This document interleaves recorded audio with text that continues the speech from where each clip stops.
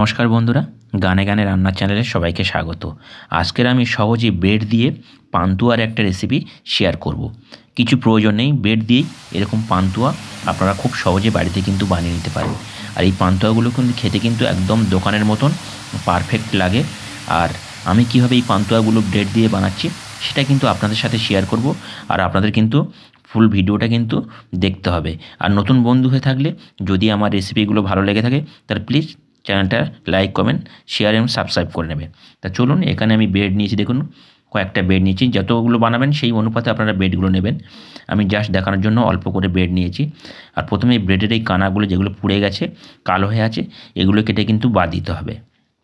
নাহলে যখন কিন্তু আপনারা মাখাবেন তখন কিন্তু এই কালোগুলো থেকে যাবে আর কালো জায়গাটা শক্ত হয়ে যাবে। তো এইভাবে আমি কিন্তু সব ব্রেডের সাইডগুলো কেটে কালো অংশগুলো বাদ দেব। এইভাবে দেখুন, আপনারা কিন্তু এই কালো অংশগুলো কিন্তু মাস্ট বাদ দিতেই হবে। নাহলে যখন এই পান্তুয়াগুলো তৈরি করবেন তখন যেখানে কালো থাকবে সেটা আরও বেশি কালো হয়ে যাবে। এইভাবে কিন্তু আমি সব কেটে নিলাম। এখন এরকম টুকরো টুকরো করে নেব। দেখুন ছোটো ছোটো টুকরো করে নিচ্ছি কেটে কেটে। এইভাবে সবগুলো আমি কেটে টুকরো করে নেব সব ব্রেডগুলো। আবারও বলছি, আপনারা যতগুলো বানাবেন সেই অনুপাতে ব্রেডটা নেবেন। তো এখন ব্রেডগুলো একটা মিক্সার বলের মধ্যে নিয়ে নিলাম। দেখুন মিক্সার বলের মধ্যে নিয়ে নিচ্ছি ব্রেডগুলো। আর নিয়ে এর মধ্যে আমি দেব অল্প করে দুধ দেব।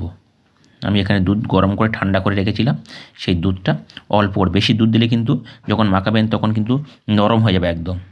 অল্প অল্প করে দুধ দেবেন, অল্প অল্প করে কিন্তু মাখাবেন।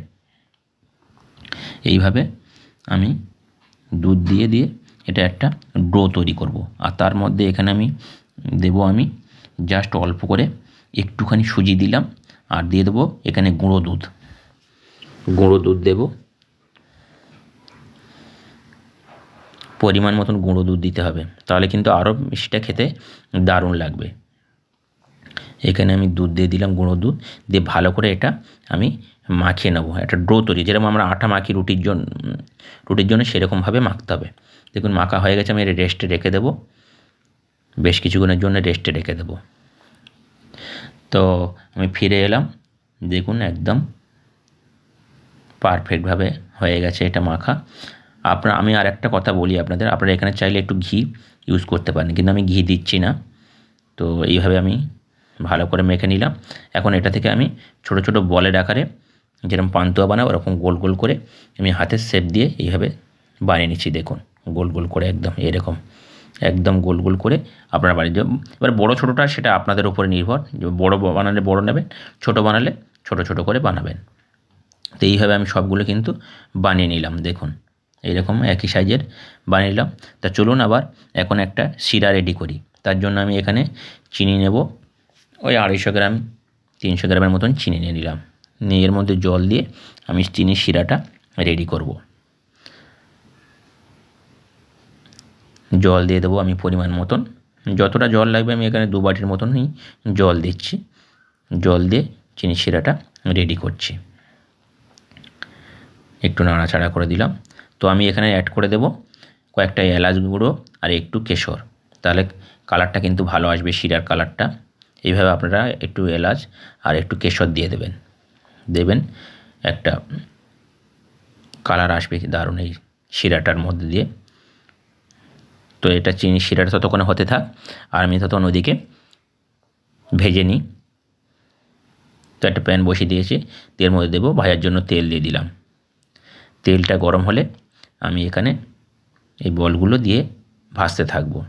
প্রথমে কিন্তু তেলটা বেশি হিট করবেন না, একদম লো টু মিডিয়ামে তেলটা রেখে এই বলগুলো ভাজবেন, নাহলে কিন্তু ওপরটা পুড়ে যাবে, ভেতরটা হবে না। এইভাবে আমি সব বলগুলো দিয়ে দেবো, দিয়ে ভাজতে থাকবো। আঁচ কিন্তু একদম কম রাখতে হবে, কম আঁচে রেখে এইভাবে আমি ভাজতে থাকবো। অনবরত নাড়তে হবে না, তো এক সাইড লাল হয়ে যাবে আর এক সাইডে কিন্তু হবে না, দেখতে বাজে লাগবে। অনবরত কিন্তু এরকম আপনারা নাড়তে থাকবেন। দেখুন কি দারুণ হয়েছে পান্তুয়াগুলো।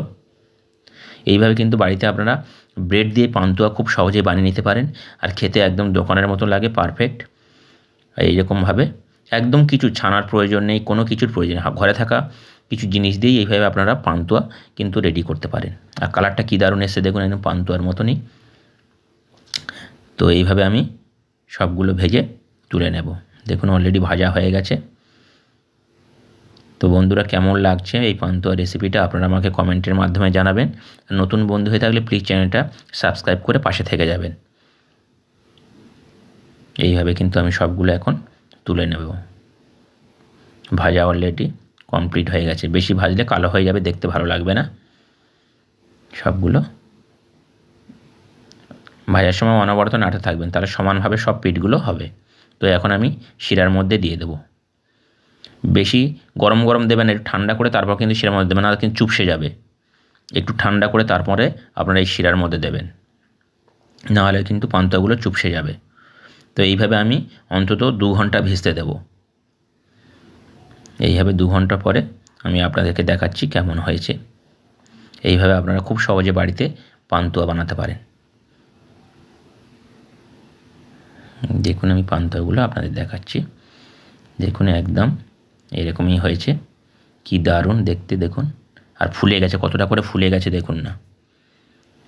আর খেতে কিন্তু খুবই দারুণ হয়েছিল বন্ধুরা, খুব দারুণ হয়েছিল। দেখুন কি দারুণ, একদম ফাটাফাটি। তো বন্ধুরা, আজকের মতো বিদায় নিই। সবাই ভালো থাকবেন, সুস্থ থাকবেন। আবার নতুন রেসিপি নিয়ে আপনাদের সাথে শেয়ার করব। আর আমি সবসময় সবার সাথে আছি, আপনারাও থাকবেন। আমি সময় পেলে আপনাদের ভিডিও ওয়াচ করে দিই। Bye bye, tata. আবার নতুন রেসিপি নিয়ে আপনাদের সাথে শেয়ার করব। ভালো থাকবেন, সুস্থ থাকবেন সবাই।